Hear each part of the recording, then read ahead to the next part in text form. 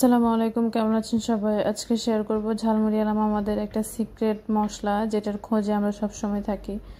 ঝালমুড়ি আলা মামাদের ঝালমুড়ি খেলে একটা কথা মনে হয়, তারা কি এমন দেয় যেটা আমরা বাসায় তৈরি করতে পারি না। তো আজকে একটা সিক্রেট মশলা আপনাদের সাথে শেয়ার করব। কি দেখে মনে হচ্ছে না একদম ঝালমুড়ি আলা মামাদের মতো তৈরি হয়েছে? চলুন শুরু করা যাক আজকের রেসিপিটা। প্রথমেই আমি এখানে 1 কাপের মতো মটর ভিজিয়ে রেখেছিলাম প্রায় 8 ঘন্টার মতো। আমি ভিডিওটা লম্বা করতে চাচ্ছিলাম না, এই কাজগুলো আগে করে রেখেছিলাম। এরপরে মটরগুলো যখন একদম ফুলে যাবে তখন এগুলোকে সিদ্ধ করে নিতে হবে। আমি লবণ আর হলুদ দিয়ে খুব ভালোভাবে সিদ্ধ করে নিব। এটা স্বাভাবিকের থেকে একটু বেশি সিদ্ধ করতে হবে যাতে করে একদম গলে যায়। এই কাজটা প্রেসার কুকারেও করতে পারেন। আমি মটরগুলোকে 1.5 ঘন্টার মতো সিদ্ধ করে নিয়েছি। সিদ্ধ করার পর এভাবে একটু ভর্তা করে নিয়েছিলাম।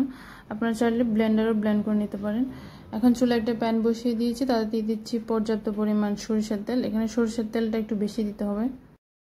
আমি প্রায় 1.5 কাপের মতো সরিষার তেল দিয়েছি। এরপরে দিয়ে দিচ্ছি কয়েকটা শুকনো মরিচ, আর দিয়ে দিচ্ছি 1 টেবিল চামচের মতো আদা পেস্ট, আর দিয়ে দিব 1 কাপের মতো পেঁয়াজের পেস্ট। আপনারা যদি 5 থেকে 6 মাস এটা সংরক্ষণ করতে চান তাহলে পেঁয়াজের পেস্টটা স্কিপ করতে পারেন, কারণ পেঁয়াজের কারণে এটা নষ্ট হয়ে যেতে পারে। মশলাগুলো একটু তেলের সাথে কষিয়ে নিতে হবে যাতে করে কাঁচা গন্ধটা চলে যায়।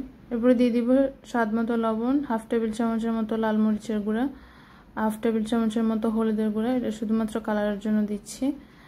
আর দিয়ে দিব একটু গরম মশলার গুঁড়া, আর খুবই অল্প পরিমাণ দিয়ে দিব এলাচের গুঁড়া। এখানে এলাচের গুঁড়া যে না থাকলে আপনারা চাইলে একটা এলাচকে ভেঙেও দিয়ে দিতে পারেন। এরপরে মশলাগুলোকে খুব ভালোভাবে কষিয়ে নিতে হবে। কষিয়ে নেওয়া হয়ে গেলে আমরা ডালের যে পেস্টটা রেডি করে রেখেছিলাম সেটা দিয়ে দিব।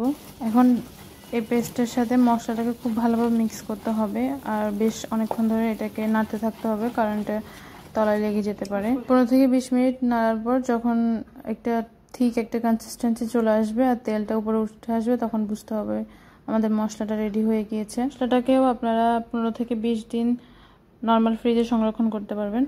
এরপর হচ্ছে আমাদের মুড়ি মাখার পালা। আমি এখানে 3 কাপের মতো মুড়ি নিয়েছি, সাথে নিয়েছি চানাচুর, কেটে রাখা পেঁয়াজ, কাঁচামরিচ, আর আমি এখানে লেবুর খোসা কুচি দিয়ে দিচ্ছি। অবশ্যই লেবুর খোসাটা অ্যাড করার চেষ্টা করবেন, এটা একটা আলাদা ফ্লেভার অ্যাড করে। এরপরে দিয়ে দিচ্ছি পেঁয়াজের পাতা কুচি, এরপরে দিয়ে দিচ্ছি ধনে পাতা কুচি, আর আমরা যে মশলাটা রেডি করে রেখেছিলাম সেখান থেকে দিয়ে দিচ্ছি 3 টেবিল চামচের মতো। এখন সবকিছু মিক্স করে আমাদের ঝালমুড়িটা রেডি করে নিব। এতে আমাদের ঝালমুড়িটা একদম রেডি হয়ে গেলে আমি এখানে একদম ঝালমুড়ি আলা মামাদের মতো করে একটা ঝালমুড়ির প্যাকেট তৈরি করে নিচ্ছি পেপার দিয়ে। আপনারা চাইলে নর্মালিও খেতে পারেন। আমি একদম ঝালমুড়ি আলা মামাদের মতো করে তৈরি করার চেষ্টা করেছি। এতে আমাদের ঝালমুড়ি রেডি। আপনাদের কাছে রেসিপিটা কেমন লেগেছে অবশ্যই আমাকে কমেন্ট করে জানাতে ভুলবেন না। ধন্যবাদ সবাইকে।